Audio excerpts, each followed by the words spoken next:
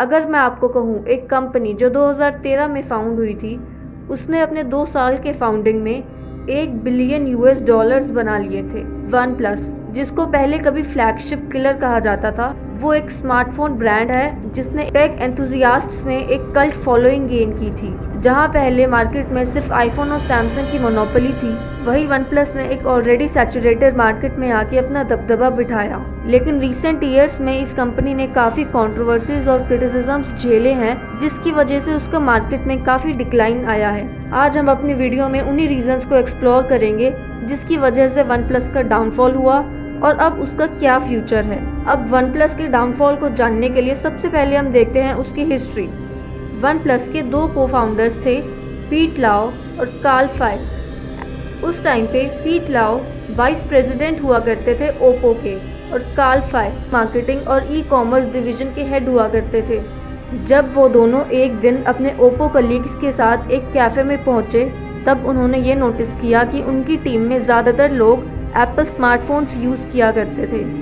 इसके पीछे का रीज़न एक कॉमन बिलीफ था कि एंड्रॉयड फ़ोन्स अपने मार्केट शेयर पे ज़्यादा फोकस करते हैं बजाय उसके क्वालिटी ऑफ प्रोडक्ट्स के। तब पीट लाओ और कार्ल फाई ने प्रोडक्ट की क्वालिटी को लेकर एक प्रपोजल रखा, जिसमें वो एक ऐसा फ़ोन बनाएंगे जो एप्पल क्वालिटी को भी मात दे सकेगा।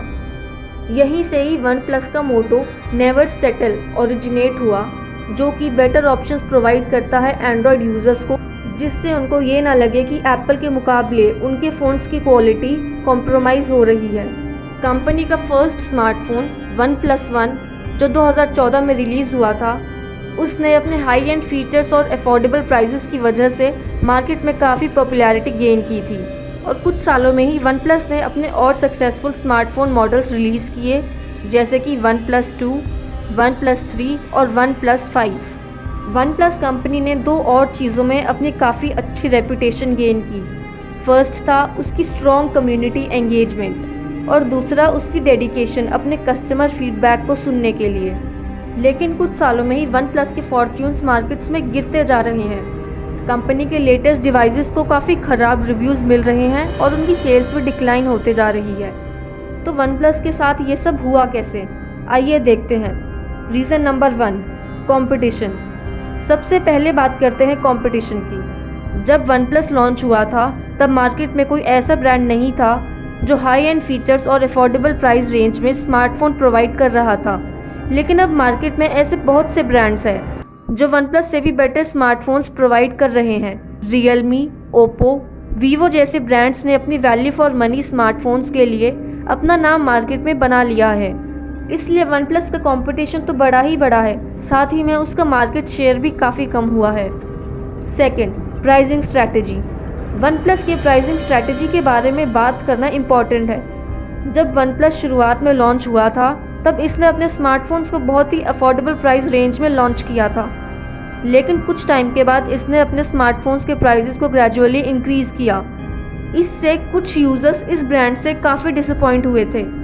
इसके अलावा वन प्लस के प्राइसेस अपने कॉम्पिटिटर्स के कंपैरिजन में अभी भी काफ़ी हायर हैं। Reason number 3, brand identity. एक और रीज़न जो वन प्लस के डिक्लाइन में कंट्रीब्यूट करता है, वो ये है कि वन प्लस अपनी ब्रांड आइडेंटिटी को मेंटेन नहीं कर पा रहा है। जब वन प्लस लॉन्च हुआ था, तब उसने स्टेटस को चैलेंज करते हुए अपने आप को एक innovative, never the seen before brand market किया था।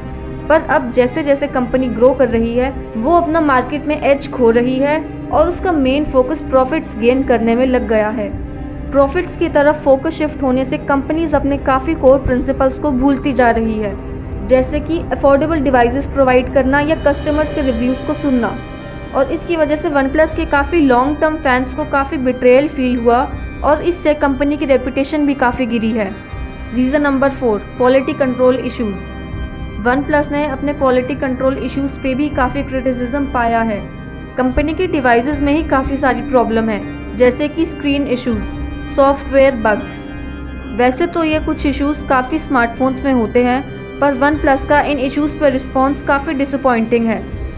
काफ़ी कस्टमर्स ने पुअर कस्टमर सर्विस और स्लो रिस्पॉन्स टाइम को भी पॉइंट आउट किया है, जिसकी वजह से उनका वन प्लस में ट्रस्ट कम होता जा रहा है। और इसके एडिशन में वन प्लस का ओप्पो कंपनी से मर्ज हो जाना उसके फ्यूचर प्रोडक्ट क्वालिटी और रिलायबिलिटी पे एक क्वेश्चन मार्क है।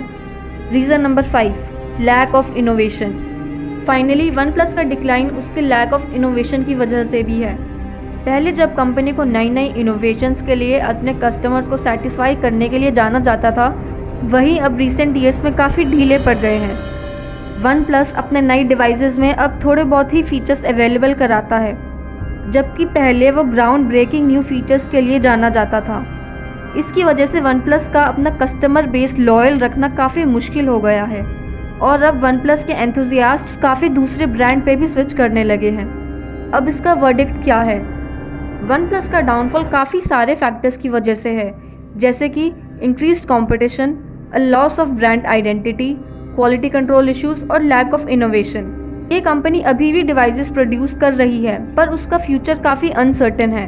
अब ये देखना बाकी है कि वन प्लस अपना एज रीगेन करती है और अपने कस्टमर्स को वापस ले आती है, या फिर ऐसे ही वो डिक्लाइन होते चली जाएगी और इवेंचुअली फेड हो जाएगी।